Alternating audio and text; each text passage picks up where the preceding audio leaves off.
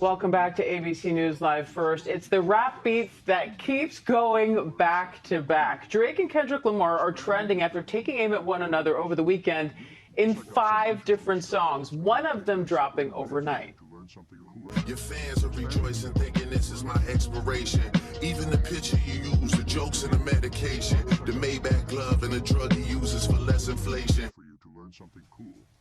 Now, Drake's latest record, The Heart Part 6, already has 8 million plays on YouTube and is a direct response to Kendrick's Not Like Us song.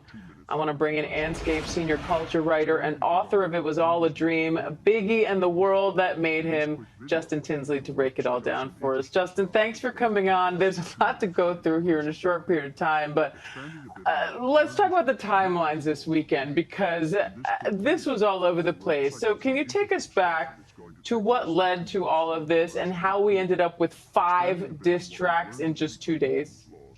Yeah, like if I tell you the whole story, we would need a 6-part documentary. But just in this current construct, let's go back to 2023 when Drake and J. Cole had the song, the mega hit First Person Shooter, which Kendrick Lamar kind of took offense to about a big 3 and other lines within that song. That leads us to the song Like That, Future and Metro song on the We Don't Trust You album that came out a couple of months ago and eventually became the #1 song in the country for multiple weeks.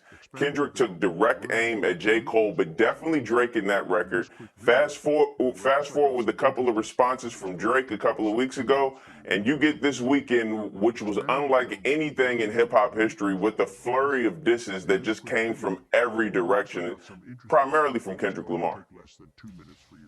Now, Kendrick Lamar doesn't usually give fans music like this back to back, but in Drake's latest song, he says Kendrick has 10 more songs. So do you think that means more diss tracks?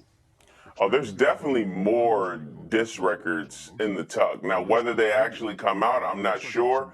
But this is a tension that has been brewing for the better part of a decade. If you're familiar with Drake and Kendrick Lamar, hands down the 2 biggest rap stars of their generation, the 2 of the biggest musicians of their generation. So he's been ready for a situation like this, and you can tell with the strategy, timing, and lyrical darts in his responses.